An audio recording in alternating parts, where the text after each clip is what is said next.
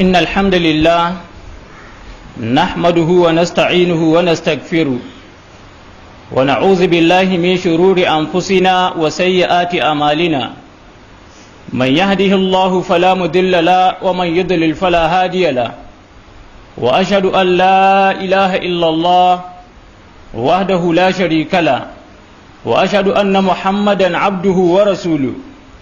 يا أيها الذين آمنوا اتقوا الله حق تقاته ولا تموتن إلا وأنتم مسلمون يا أيها الناس اتقوا ربكم الذي خلقكم من نفس واحدة وخلق منها زوجها وبث منهما رجالا كثيرا ونساء واتقوا الله الذي تساءلون به والأرحام إن الله كان عليكم رقيبا يا أيها الذين آمنوا اتقوا الله وقولوا قولا سديدا يصلح لكم أعمالكم ويغفر لكم ذنوبكم ومن يطع الله ورسوله فقد فاز فوزا عظيما أما بعد فإن خير الكلام كلام الله وخير الهدي هدي محمد صلى الله عليه وسلم وشر الأمور محدثاتها وكل محدثة بدعة وكل بدعة ضلالة وكل ضلالة في النار. يا مسلمي yau hudubanmu za ta yi magana ne akan da'awa ta addinin musulunci waton horo da aiki nagari da kuma hani daga mummuna aiki. Babu shakka 'yan uwa musulmi, horo da kyakkyawan aiki da hani daga mummuna aiki yana ɗaya daga cikin mafi girman ayyuka a cikin addinin Allah, domin ko babu wani manzo da Allah maɗaukakin sarki ya aiko a doron ƙasa face ya aiko shi ne ya karantar da mutane abu nagari, sa'an nan ya hana su aikace-aikacen da suka saba da su, wato miyagun ayyuka na bautar gumaka da sauran ainihin zunubai. Kasancewar wannan al'amari wanda kowane annabi ya aikata shi, malamai suka ce yana cikin mafi girman ayyukan da bawa zai aikata a ainihin rayuwar shi. Annabi sallallahu alaihi wa alihi wa sallam ya hore mu a cikin hadisan shi daban-daban da mu riƙa horo da aiki nagari, sa'an nan mu hannu daga mummuna aiki mu kuma hana ‘yan uwanmu daga aikata mummuna aiki. Annabi sallallahu alaihi wa sallam ya ce, la ta'amuranna bil ma'ruf wala tanhawunna anil munkar, lalle sai kun yi horo da aiki nagari. Aka yi amfani da lamu da kuma nunu waɗanda suke na rantsuwa ne da kuma tabbatarwa, ko kuma ainihin rantsuwa da ƙarfafawa. Annabi ya ce lalle sai kun yi horo da aiki nagari, bugu da ƙari kuma sai kun yi hani daga mummunan aiki, ko kuma ya kusa ku roƙi Allah ya kasance bai karɓa muku. Idan muka lura ‘yan uwa musulmi, za mu ga irin yadda muke roƙon Allah dare da rana, Allah ya zaɓa muna shugabanni na gari, ya kuma kawo muna zaman lafiya a cikin biranenmu, sai mu tarar da cewa addu'o'inmu ba su magance muna komai ba. Ba zan ce mu bar addu'o'in ba, mu ci gaba domin muna da ladar addu'a. To amma dai akwai wani shamaki tsakanin addu'o'inmu da Ubangiji, wanda wannan shamakin ‘yan uwa musulmi shine horo da aiki nagari da kuma hani daga mummuna aiki. Duk al'ummar da ta watsar da waɗannan ayyukan ko kuma wannan aikin mai mahimmanci na da'awa, to babu shakka ‘yan uwa musulmi, wannan addu'ar, wannan al'ummar ko an taru ga baki ɗaya a guri ɗaya, an yi ibadodi daban-daban, an ɗaga hannu an roƙi Allah, ba mamaki ya kasance Allah bai karɓa ba, saboda faɗar annabi sallallahu alaihi wasallam. Bugu da ƙari a cikin alƙur'ani mai girma, Allah maɗaukakin sarki yana horonmu da mu riƙa horo da aiki nagari, mu riƙa hani daga mummuna aiki, har ma ya ambatan muna bani Isra'il waɗanda suka rayu suka yi addini gabaninmu. Banu Isra'il ya ambatan muna irin yadda Allah maɗaukakin sarki ya la'ance su a bisa harshe na annabi Dawud da kuma harshe na annabi Isa alaihi salatu wassalam ɗan Maryam. Allah maɗaukakin sarki ya ce ya la'ance su ne saboda suna saɓawa, sa'an nan suna tsallake iyaka, sun zamo ba su hani daga mummuna aiki wanda suka aikata. Sun ma aikata wannan aikin, Allah maɗaukakin sarki ya yi tir da wannan ɗabi'ar tasu. Babu shakka ‘yan uwa musulmi, wajibi ne gare ni, gare ka da kuma gare su da dare da rana mu tsayu ga wannan aikin. Kamar yadda sauran al'amuran duniya suke, akwai kakkasawar aiki. Allah maɗaukakin sarki ya ba mu dama game da irin wannan aikin muhimmi, mu kakkasa shi zuwa kashi daban-daban, kowane ɓangare na jama'a su ɗauki ɓangare ɗaya su yi. Daga cikin jama'a akwai waɗanda Allah maɗaukakin sarki ya hore musu ilimi wanda za su iya miƙewa tsakiyar jama'a a cikin masallatayya, a filin idi, a duk inda musulmi suke taruwa, ya zan su miƙe su yi da'awa, su karanta alƙur'ani da sunna, su faɗa ma mutane saƙon Allah. Bugu da ƙari, daga cikin mutane akwai waɗanda ba su da wannan ilimin, su kuma Allah maɗaukakin sarki ya hore musu dukiya. To irin waɗannan haƙƙin da ke a kansu shine duk abin da da'awa ta musulunci take buƙata, wanda sai an sa dukiya ake yin shi, to su ciyar da dukiyoyinsu dare da rana domin ganin cewa wannan aikin na musulunci ya ci gaba kamar yadda ake buƙata. Bugu da ƙari, akwai waɗanda Allah maɗaukakin sarki bai ba su dukiyar ba, amma kuma ya ba su wani matsayi ne na sarauta ko ko matsayi a cikin gwamnati, wanda suna iya amfani da kujerunsu ko ko matsayinsu su ga cewa sun taimaki da'awa ta addinin musulunci. To irin waɗannan su ma nasu aiki yana a ƙarƙashin haka, sai su yi dukkanin abin da Allah maɗaukakin sarki ya ba su ikon yi domin ganin cewa da'awa ta addini ta ci gaba. Bugu da ƙari, akwai ɗaiɗaikun jama'a waɗanda nasu ɓangare shine goyon baya da kuma ba da kariya ga malaman nan waɗanda suke da'awa dare da rana. Domin ko mun sani a wannan ƙasar da muke rayuwa, gwamnati ba ta iya baiwa 'yan ƙasa wata kariya ko kuma abin da zan iya kira da suna na security. To tun da an samu haka, ga malamai dare da rana tsinta ake yi ɗaya bayan ɗaya ana kashewa, to haƙƙi ne ga jama'a su ga cewa sun yi tsaye sun ba da kariya ga malaman nan, domin idan muka rasa su to babu shakka mun rasa alkhairi mai yawa, kuma mun dasa ma kanmu shari wanda yake mai yawa. Domin ko mu matsayin da muke rayuwa a yau kamar mutane ne waɗanda suke cikin tsananin duhu, ɗaya bai ganin ma tafin hannun shi balle ya ga abin da ke gaban shi. Ana haka sai ga wasu mutane da fitillu sun zo suna yada muna, inda muka tarar da wata matacciyar kwalba mu janye ƙafafuwanmu, inda yake akwai wani rami su yada muna mu tsallaka, haka muke tafi tare da su. To idan muka yi sake aka raba mu da su, to babu shakka za a bar mu cikin duhu wanda yake mai tsanani, ga kuma hanyar mu ba ta da kyau, ta yadda wasu daga cikinmu su taka wata kwalba ko su taka wani ƙarfe su yanka ƙafafuwansu, wasu kuma su fada cikin ramu, daga ƙarshe dai mu kasance cikin masu hasara a cikin tafiyanmu. To bisa wannan ƙa'idar, 'yan uwa musulmi, kowanne mutum yana da irin gudunmuwar da yake bayarwa. A lokacin annabi sallallahu alaihi wa alihi wa sallam, akwai zaratan mazaizai waɗanda suna ba da gudunmuwa kowace iri, su ba da dukiyoyinsu,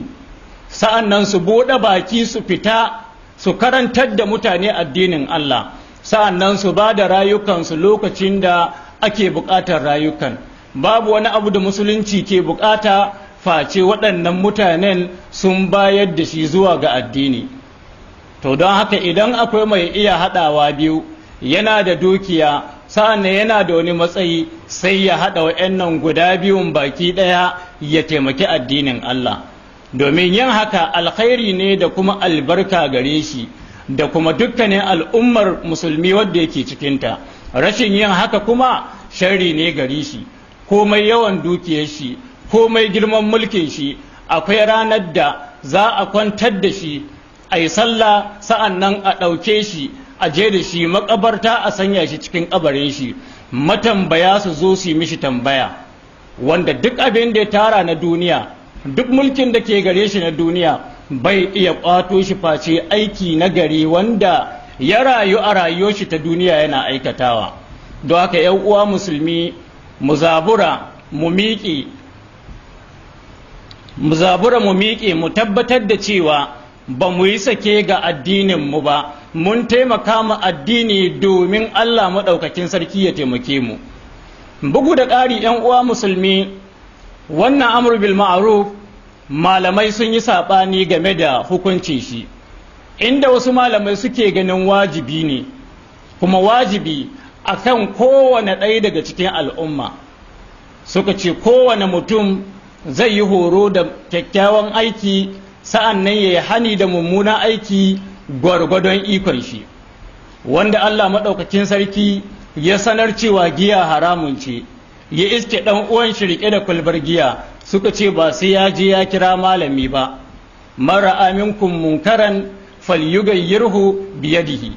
kunga zai fara da hannun shi ko, idan bai iyawa kuma sai ya wa'azi da bakin shi, idan bai iyawa kuma sai ya kyamaci abin a cikin zuciyar shi. To anan kowane ɗaya daga cikin al'umma wanda ya san abu kaza haram ne, ya ga wani na aikata shi, ba sai ya je ya kira wani malami ba, nan gurin sai ya faɗa mishi wane lalle mun jiya a cikin tafsir, ko mun jiya a cikin huɗuba, ko mun jiya a cikin wa'azi cewa giya fa haramun ce. Sai in yayi musu cewa ba haram bace, sai a ce to a je gurin malam. To bisa ga wannan, ashe kowane ɗaya daga cikinmu akwai haƙƙi na amru bil ma'arufi wa nahyu anil munkar akan shi. Ɓangaren malamai suka ce a'a, amru bil ma'arufi wa nahyu anil munkar suka ce babu shakka ya taƙaitu ne ga malamai waɗanda ke da ilimi, waɗanda suke iya karanta ayoyi da hadisai su tatsi hukunci a ciki. Amma jahili wanda bai kai wannan martabar ba, suka ce babu shakka ba wajibi ba ne gare shi, in yayi ya kyauta, in bai yi ba suka nuna ba laifi. To babu shakka wannan fahimta ta ɗan tafi gefe kaɗan, domin ku akwai ɓangaren amru bil ma'ruf da kuma annahyu anil munkar wanda malamai ke yi, akwai kuma wanda kowane mutum gama garin mutane suna iya su aikata shi. Inda aka samu wasu suka tafi a tasu tafiya daban, suka ce a'a, babu shakka mustahabbi ne ga malami da kuma wanda ba malami ba, idan ya ga ana mummunan aiki ya miƙe ya ainihin tunatar da mutane.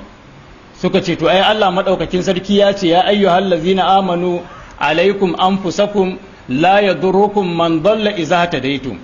Suka ce Allah maɗaukakin sarki ya ce kowa ya kama kai ne, kowa ya dubi aikin da yake aikatawa. In dai ka yi aiki na gari,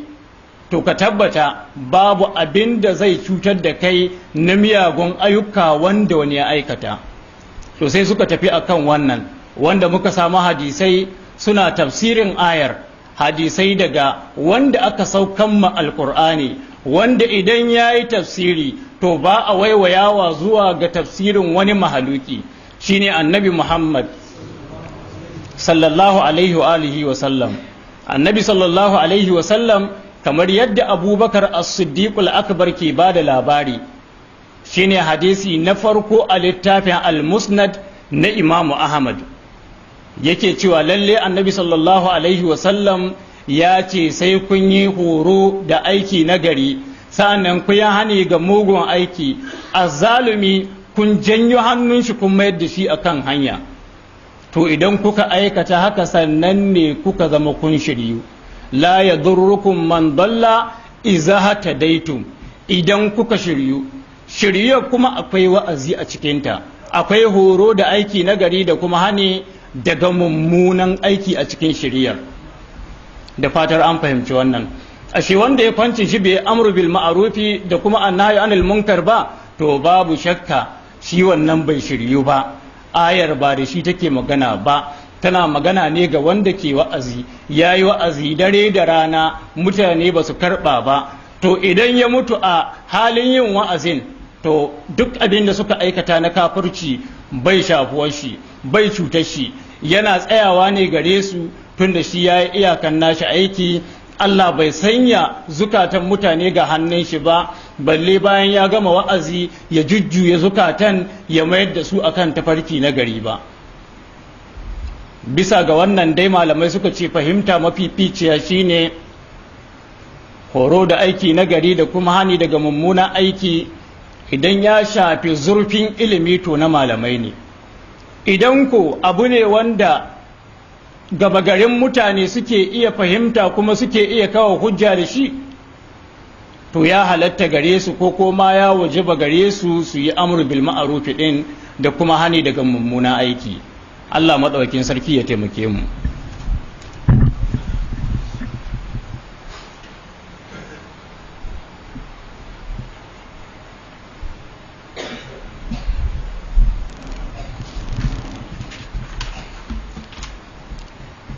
الحمد لله الذي رضي من عباده باليسير من العمل وتجاوز لهم عن الكثير من الزلل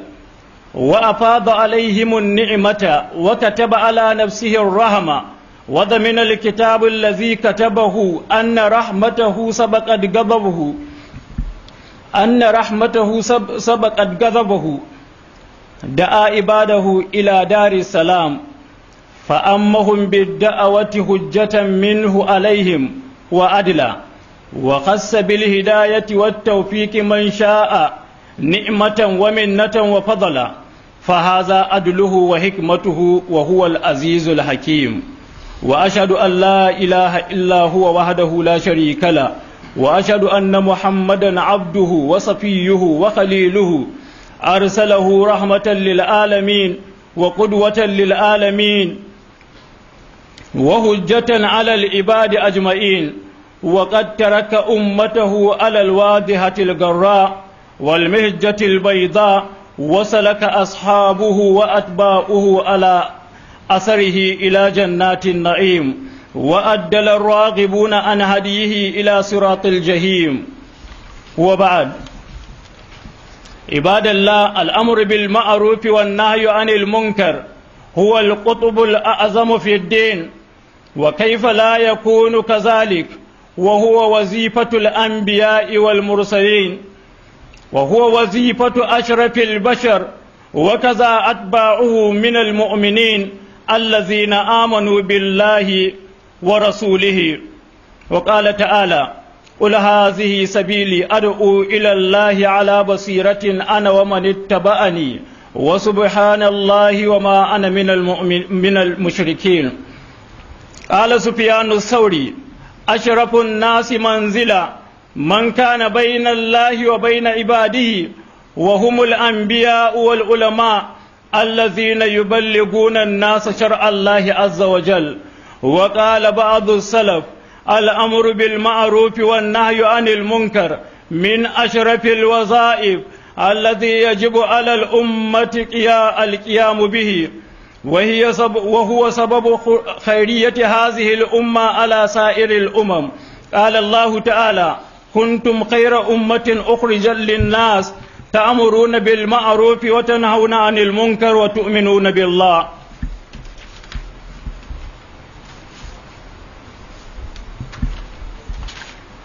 أقول قولي هذا وأستغفر الله العظيم الجليل لي ولكم فاستغفروه إنه هو الغفور الرحيم. قوموا إلى صلاتكم يرحمكم الله.